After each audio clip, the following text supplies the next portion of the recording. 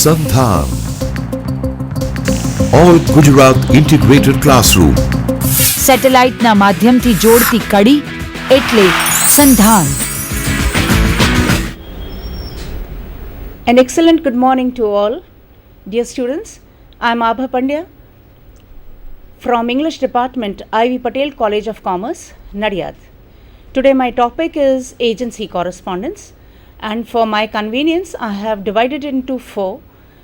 The introduction follows the part A, which contains the correspondence on behalf of the principal. Section B follows the A portion, which contains the correspondence on behalf of the agent. The third portion is about the mutual correspondence. So let us begin with our introduction, which begins with the importance of agency system. What is the need to establish an agency system in business field?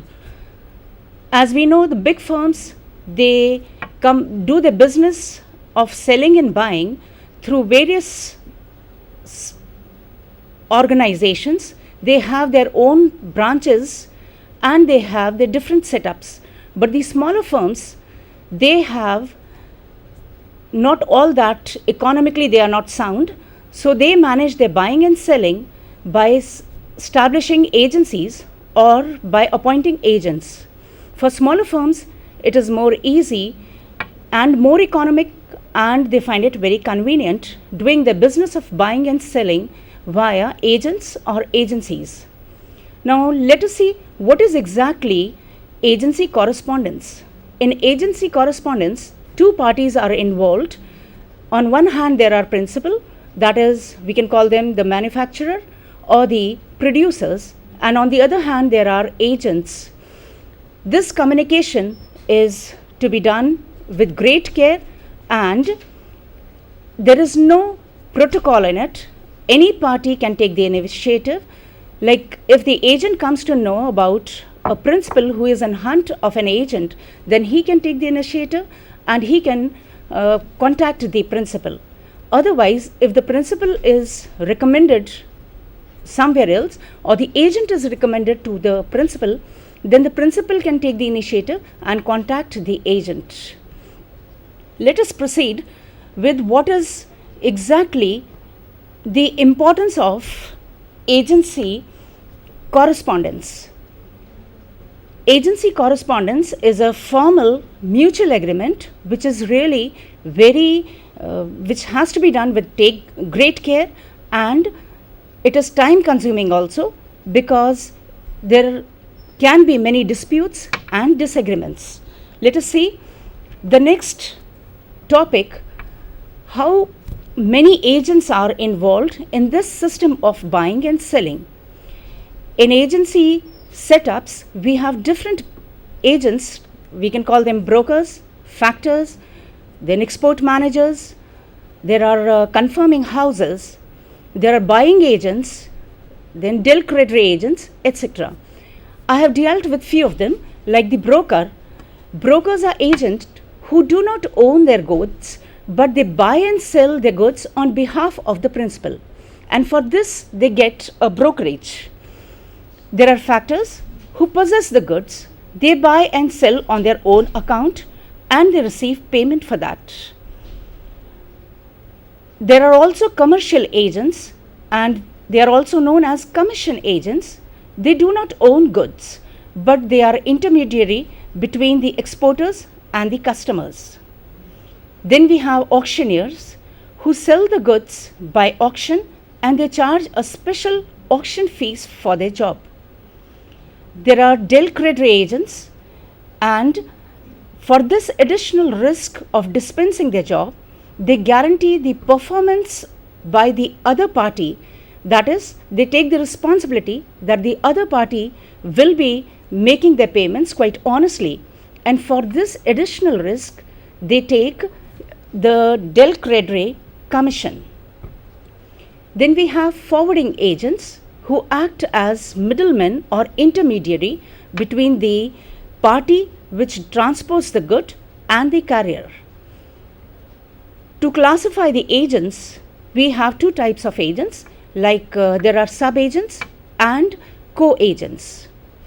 The agent appointed by an agent is called a sub-agent, while the co-agent is appointed by the agent according to the explicit authority of the principal to act on behalf of the principal in the business of agency. Now, coming to the practical part of agency correspondence and the agency business itself, let us see what precautions the principal should take while appointing an agent. It has to be done very carefully because it needs almost supervision and personal control. So, before appointing an agent, the manufacturer should make a thorough investigation into the prospective agent's personal qualities, his experience, his qualifications, and following points should be kept in mind before appointing him. The most important point is the agent's reliability and his financial soundness. What financial status he holds in the market, that counts a lot. Coming to the second point, the agent's technical ability to market the goods is equally important, whether he will be able to do justice to the goods that he has taken the responsibility to sell in the market. Thirdly, his market connections should be taken into mind before appointing him, because the whole business depends upon connections also, and the effectiveness of the sales organization, because that is the main foundation on which the business of goods relies. Lastly, the nature and extent of the other agencies which are held by the agent, and how are these agencies related to the competing goods that he is about to sell in the market. Now, let us see how the principal tries to find the agent. He can find the agent through various organizations, and while corresponding with those organizations, following other points that he should keep in mind. The letter should begin, that is, the introduction should have the following details, like in the letter, if you are penning down the correspondence on behalf of the principal to the organization, you should begin with such beginnings like, we are a large manufacturing company specializing in. You should mention what is your specialization, and this is the way with your introduction you can begin your introduction with your introductory paragraph. You can associate your name with the manufacturer, and simply you can also say that we are the promising producers or manufacturers or exporters or suppliers of the product. It can be chemicals, it can be medicines, it can be furniture, or it can be machine spare parts, etc. After giving your introduction, you should proceed with what exactly you want. What do you expect from the other party? So you can express yourself this way. We are looking for an agent who can represent us in the field of machines, etc. Or you can put it the other way. If you would like to appoint a sole agent in the part of the region, it can be Gujarat region or Kheda region, to act on our behalf selling, and you should focus on the field of your business, like it is spare parts, is it machinery or furniture. Thirdly, you can put it this way: our aim is to identify an established company who can represent us in this region and for this specified product. You can close your correspondence by expressing gratefulness for any help from the organization or from the other party. This can be expressed like, we will be thankful if you could supply us with a list of possible agents, the other way of expression, for your recommendations, we'll be thankful to you in advance. Now, the second section deals with the making an offer to the agency. Once you have received the name and addresses of the agent, you can contact them directly, or you can contact them by the manufacturer. In the opening paragraph, you should straight away tell the agent how you obtained his name. For example, you were recommended to us by this and this party, or Mr. So-and-so of the sales organization has informed us about you. Proceeding with that, you should explain who you are. For example, we are the leading producers or suppliers, specialists, manufacturers or exporters of, and the name of the product and the region you can mention. One more important thing is, you have to convince the agent about the product which you want to launch in the market, and you can convince him by focusing on the merits of the product, that they are worth handling for their exceptional quality, for their novelty, for their moderate price, for the wide range, and you should guarantee publicity with which it will be backed to make it a market leader. For example, you can pen it down this way. You will see from a catalog that we offer a wide range of well-designed products which are hard-wearing, light, easy to use, and fully guaranteed for 1 year. Our prices are extremely competitive for a product of this quality. In the second point, you can mention this way also, research shows there is a growing demand of this product and soon it will become a market leader. Lastly, you can also express this way, the product is the result of many years research and development, and we are confident that it will quickly overtake the sales of the competing brands. Now, talking about the agency, you have to make it very clear whether you wish the agent to work for you as a sole agent, that is the exclusive agent, or do you want to work him for on consignment basis.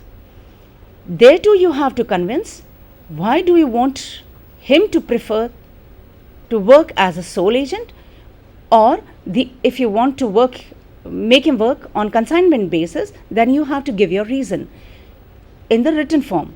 For example, for the first point you can say that we wish that you work with full liberty, because if we impose some restriction in the agency workings, then it will harm the producer also, as well as it will be very awkward for the agent too.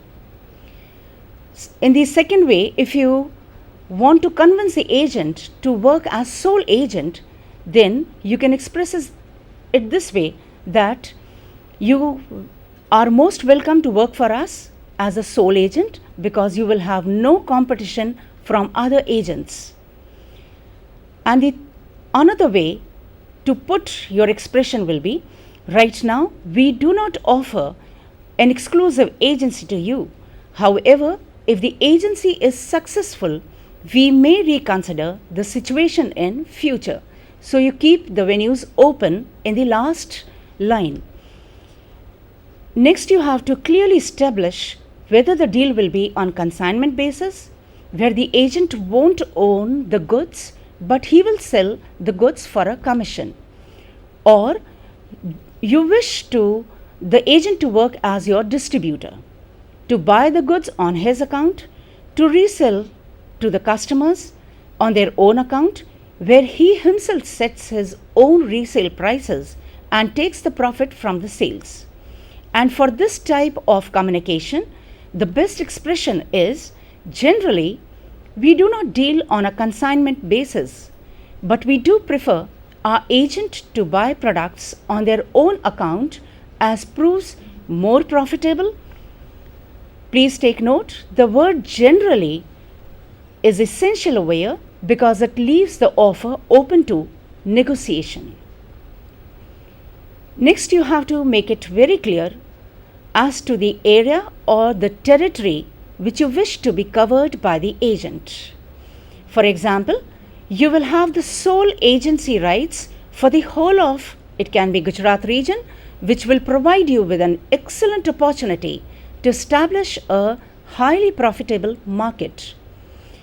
Initially, the second way of putting can be, we will give you a sole agency for the Gujarat region, but if sales are successful, we will extend to other regions. The third way of putting can be, as exclusive agents, you will have no competition in the area. Therefore, with effective selling, you should be guaranteed a substantial return. Please take note that all these expressions, the words chosen, are very important because when you are taking the initiative, then you have to convince the agent with your language also. So here lies the importance of agency correspondence. Now coming next to the commission part, again you have to be very tactful. It can be made straight away with the initial inquiry or after a reply from the agent. The terms offered must sound very inviting and promising. So, following examples I have enumerated, which you should take note. The agency we are offering will be on a commission basis. We are prepared to offer you 15% plus a substantial advertising allowance.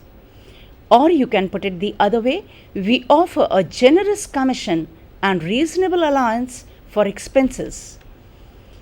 Now coming to the another point of settlement.